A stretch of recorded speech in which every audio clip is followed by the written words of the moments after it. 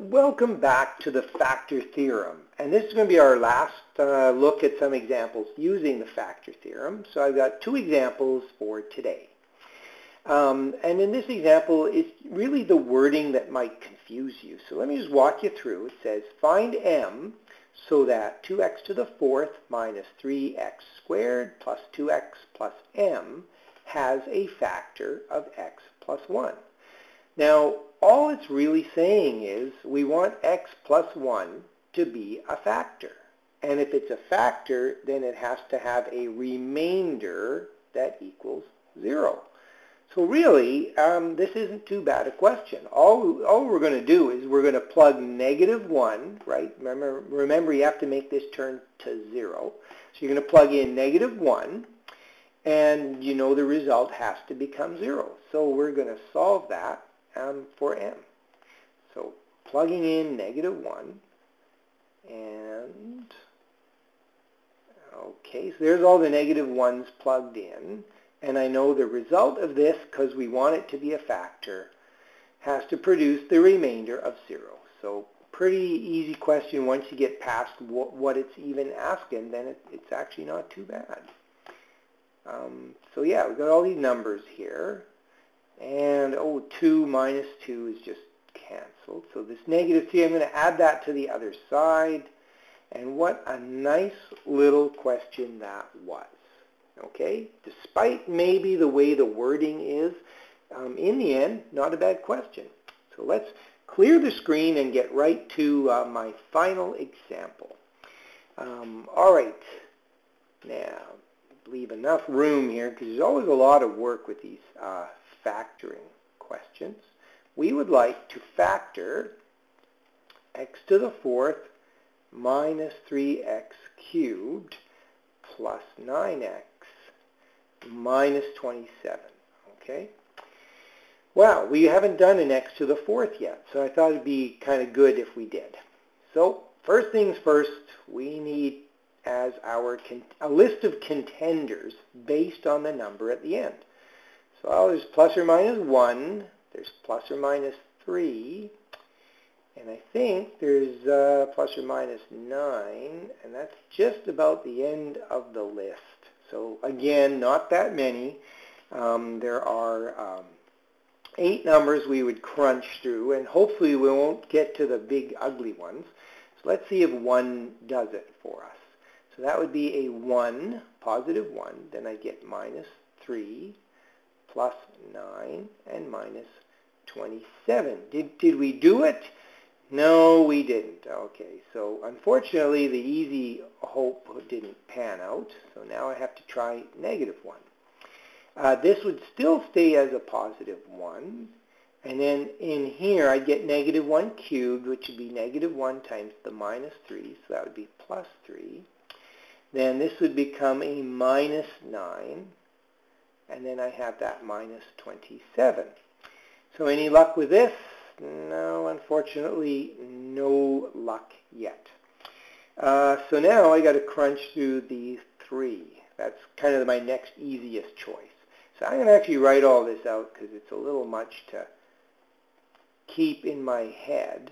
So I'm just writing in all of these guys times that positive 3. And it actually turns out 3 to the fourth, 3 times 3 times 3 times 3 is 81. This should turn out, if I didn't make any mistakes, equal 0. Minus 3 times 3 times 3 times 3, so that's also 81.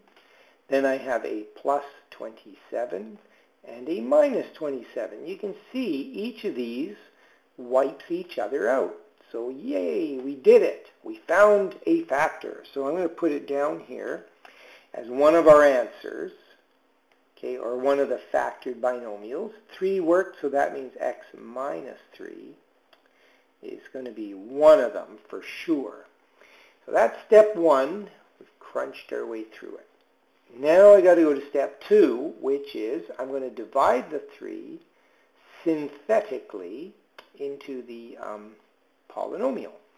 So we have 1x to the 4, then a minus 3x cubed, no x squareds, then a 9x, and then the constant is minus 27. hopefully we'll see a 0 appear down here, but let's wait for it. 1 times 3 is 3, and add. So we get 0. 0 times 3 is 0, and we add. We get 0. 0 times 3 is 0. We add and get 9. 9 times 3 is 27. We add and get a remainder of 0. Whew. Okay, so what did we get here? Now keep in mind the degree of the polynomial. It's a 4th degree polynomial. So this means 1x cubed, then 0x squared, 0 x's, and a plus 9. So I look at that and I go, oh man, don't tell me I got to use the method again. And unfortunately, yes, you do. Unless you spot some easier, quicker way to pursue this, you unfortunately have to carry on and say, yes, this is where I got to, but in order to examine this guy now, I have to basically start like right back at the beginning. I have to look at the 9 and say, well, what are my contenders?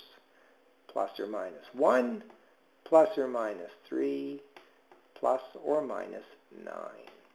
So I would try 1, which I can see clearly won't work, because 1 cubed is going to be positive, and you add 9 to that, so that won't work. So this won't equal 0. Then I would try negative 1, and luckily it's not too much crunch in here. Negative 1 cubed is negative 1. Negative 1 plus 9 is not going to equal 0. Then I would try 3.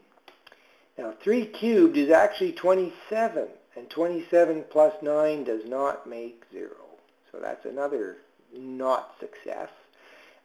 You can see what's going to happen here, I think, but let's write it out. Negative 3 cubed is negative 27 plus 9.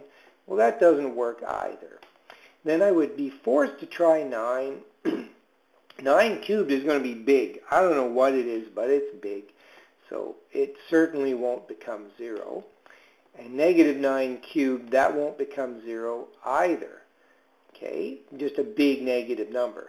So if none of the contenders work, what does that tell you about the x cubed plus 9? It doesn't factor. I can't break it down. So that's as good as it gets. This is my answer. Okay, and that's as good as it gets sometimes. We were asked to factor the polynomial, and we factored it, down to this form here. You know, we broke it down as far as we possibly could. And so, totally well done, and we are finished factoring polynomials for now. Catch you later. Something else.